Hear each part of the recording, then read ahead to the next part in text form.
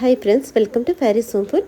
இன்றைக்கி வந்து டேஸ்டியான சுவையான எறா ரோஸ்ட் எப்படி செய்யலாம் சொல்லித்தரேன். இது ரொம்பவும் நல்ல டேஸ்ட்டாக சிம்பிளாக சூப்பராக இருக்குங்க. அப்படியே ஒயிட் ரைஸ்க்கு வச்சு சாப்பிட்டிங்கன்னா அவ்வளோ ஒரு சூப்பராக இருக்கும். வாங்க இந்த டேஸ்டியான எறா ரோஸ்ட் எப்படி செய்யலாம் சொல்லித்தரேன். வீடியோக்குள்ளே போய் பார்க்கலாம். வீடியோக்குள்ளே போய் பார்க்குறதுக்கு முன்னாடி நம்மளுடைய சேனல் ஃபேரிஸ் ஹோம் ஃபுட் சேனலை சப்ஸ்கிரைப் பண்ணாதவங்க சப்ஸ்கிரைப் பண்ணிக்கோங்க. தேங்க்யூ. ஒரு பவுல் எடுத்துக்கோங்க. 3/4 கிலோ எறா போட்டுக்கிறேன். எறா வந்து நல்லா வாஷ் பண்ணிக்கோங்க. வாஷ் பண்ணிவிட்டு உள்ளே இருக்கிற குடலெல்லாம் எடுத்துருங்க, க்ளீன் பண்ணிவிட்டு. இப்போ இதில் 1/2 டீஸ்பூன் அளவுக்கு மிளகாய் தூள் போட்டுக்கோங்க. 1/4 டீஸ்பூன் அளவுக்கு மஞ்சள் தூள், 1/2 டீஸ்பூன் அளவுக்கு உப்பு போட்டுக்கலாம். அவ்வளோதான். போட்டுட்டு நல்லா பரட்டி விட்டுக்கோங்க. இறால நல்லா உப்பு காரம் பிடிக்கிற அளவுக்கு நல்லா மசாலாவை பரட்டி விட்டுக்கோங்க. பரட்டி விட்டுட்டு அப்படியே மூடி போட்டு விட்டுட்டு ஒரு 1/2 அன் ஹவர் வந்து நல்லா ஊற வச்சுருங்க. இந்த இறா ஒரு பக்கம் ஊறிட்டுருக்கட்டும். இப்போது பேன் வச்சுக்கோங்க, எண்ணெய் ஊற்றிக்கோங்க. எண்ணெய் நல்லா சூடானதும் 10 பல் பூண்டு நல்லா தோடு உரித்து பொடியாக நறுக்கி போட்டுக்கோங்க. ஒரு பச்சை மிளகாவை 4 கீரி போட்டுக்கோங்க.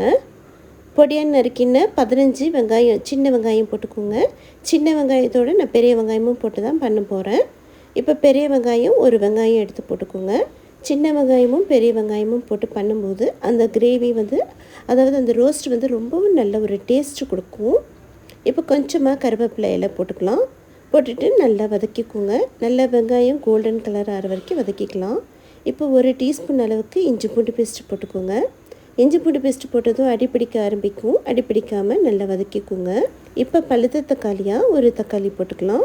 தக்காளியும் போட்டுட்டு தக்காளி நல்லா சாஃப்டாகிற வரைக்கும் நல்லா வதக்கிக்கோங்க. இப்போ இது கூடவே 1/4 டீஸ்பூன் அளவுக்கு மஞ்சள் தூள், 1 டீஸ்பூன் சக்தி மிளகாய் தூள், வெறும் மிளகாய் தூள் போட்டிருக்கேன். இது நல்ல ஒரு காரசாரமாக இருக்கும். 1/2 டீஸ்பூன் காஷ்மீர் மிளகாய் தூள் போட்டுக்கோங்க. இது ஜஸ்ட் கலருக்கு தான், இருந்தால் போட்டுக்கலாம், இல்லைன்னா ஸ்கிப் பண்ணிக்கலாம். 1 டீஸ்பூன் அளவுக்கு மல்லித்தூள் போட்டுக்கோங்க. 1/2 டீஸ்பூன் ஜீரகத்தூள் போட்டுக்கலாம். அவ்வளோதான். எல்லாத்தையும் போட்டுட்டு நல்லா மசாலா வாசனை போகிற வரைக்கும் வதக்கிக்கோங்க. ஒரு செகண்ட் மட்டும் நல்லா வதங்கினதும் இப்போ கடைசியாக கொஞ்சமாக, ரொம்ப வேண்டாம், ஒரு 1/4 கிளாஸ் அளவுக்கு மட்டும் தண்ணி ஊற்றிக்கோங்க. ஏன்னா நம்ம இன்றைக்கி ரோஸ்ட் பண்ணுறதுனால அதிகமாக தண்ணி ஊற்ற வேண்டாம். அவ்வளோதான். தண்ணி ஊற்றிட்டு ஒரு 3லேருந்து 4 நிமிஷம் அப்படியே விட்டுருங்க. இந்த தண்ணி வந்து நல்லா வத்தட்டும். இந்த கிரேவி எடுத்து வேறு ஒரு அடுப்புக்கு மாற்றிக்கிறேன். ஏன்னா டைம் வேஸ்ட்டு பண்ண வேண்டாம், அதுக்குள்ளே நம்ம இறாவை பொரிச்சிக்கலாம். இப்போ இன்னொரு பேன் வச்சுக்கோங்க. எண்ணெய் ஊற்றிக்கோங்க. எண்ணெய் நல்லா சூடானதும் இப்போ நம்ம ஊற வச்சுருக்கிற இறாவை போட்டுக்கலாம். எல்லா இறாவையும் கொஞ்சம் கொஞ்சமாக அப்படியே போட்டுக்கோங்க. போட்டுட்டு நல்லா வந்து இந்த எண்ணெயில் வந்து ஒரு 50% வந்து இந்த இறா வந்து நல்லா பொரித்து எடுத்துக்கலாம்.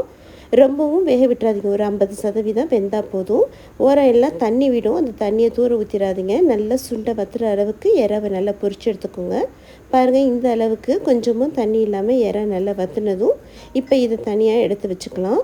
வாங்க இப்போ கிரேவி எந்த அளவுக்கு இருக்குதுன்னு நம்ம பார்க்கலாம். பாருங்கள், கிரேவியும் நல்லா தண்ணி வற்றி கிரேவி ரெடி ஆகிடுச்சு. பொரிச்ச இறாவும் ரெடி ஆகிடுச்சு. இப்போ பொரிச்ச இறாவையும் போட்டுக்கலாம். பார்த்தீங்களா, உங்கள் டைம் வேஸ்ட்டு பண்ணாத அளவுக்கு கிடக்கிட்டு இந்த அடுப்புலையும் அந்த அடுப்புலையும் சீக்கிரமாக செய்கிற அளவுக்கு சொல்லி கொடுத்துருக்கேன் தானே. இப்போ கடைசியாக 1/2 டீஸ்பூன் அளவுக்கு கரம் மசாலா தூள் போட்டுக்கோங்க. 1/2 டீஸ்பூன் அளவுக்கு மிளகுத்தூளும் போட்டுக்கோங்க. கடைசியாக போடும்போது அந்த மிளகுத்தூள் கரம் மசாலா தூள் வாசனை ரொம்பவும் நல்லாயிருக்கும். இந்த உப்பு எல்லாம் செக் பண்ணிக்கோங்க. நான் இந்த கிரேவியில் உப்பு எதுவும் போடலை. இறால நான் ஆல்ரெடி உப்பு போட்டிருக்கிறதுனால கிரேவியில் போடல. உங்களுக்கு உப்பு பத்தலைன்னா நீங்கள் நான் எங்கெல்லாம் காரம் போடுறோம் அங்கெல்லாம் உங்களுக்கு ஏற்ற காரம் நீங்கள் கூடவோ குறைச்சலோ போட்டுக்கலாம். அவ்வளோதாங்க. ஒரு நிமிஷம் நல்லா வதக்கி விட்டாச்சு. நல்லா சுருளை வதக்கியாச்சு பார்த்துக்கோங்க. இப்போ கடைசியாக கொஞ்சமாக கொத்தமல்லி இலை போட்டுக்கலாம். கருவேப்பிலை இலையும் போட்டுக்கோங்க. அவ்வளோதான்.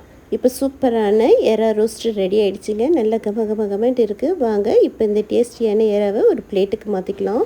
பாருங்கள், சூப்பராக நல்லா கமகமெண்ட்டு எறா ரோஸ்ட் ரெடி ஆகிடுச்சிங்க. நல்லா கமகமெண்ட்டு இருக்குது. கண்டிப்பாக இதே போல் செய்யுங்க, என்ஜாய் பண்ணுங்கள். உங்கள் எல்லாருக்கும் கண்டிப்பாக இது ரொம்ப பிடிக்கும்னு நினைக்கிறேன். ஒரு தடவை இது மாதிரி செஞ்சு கொடுத்தீங்கன்னா வீட்டில் மறுபடியும் இதே போல் செஞ்சு தாங்கன்ட்டு உங்களை தொல்லை பண்ணி எடுப்பாங்க. அவ்வளோ டேஸ்ட்டாக சூப்பராக இருக்குங்க. ரசம் சாதத்துக்கு வச்சு சாப்பிட்டிங்கன்னா எக்ஸ்ட்ரா ஒரு தட்டு வாங்கி சாப்பிடுவாங்க. அவ்வளோ சூப்பராக இருக்கும். இதே போலயே செஞ்சு பார்த்துட்டீங்க, எப்படி இருக்குன்னு கமெண்ட் பண்ணுங்கள். இந்த வீடியோ பிடிச்சிருந்ததுன்னா மறக்காமல் லைக் பண்ணுங்கள், ஷேர் பண்ணுங்கள், சப்ஸ்கிரைப் பண்ணுங்கள். தேங்க்யூ ஃபார் வாட்சிங். Bye bye.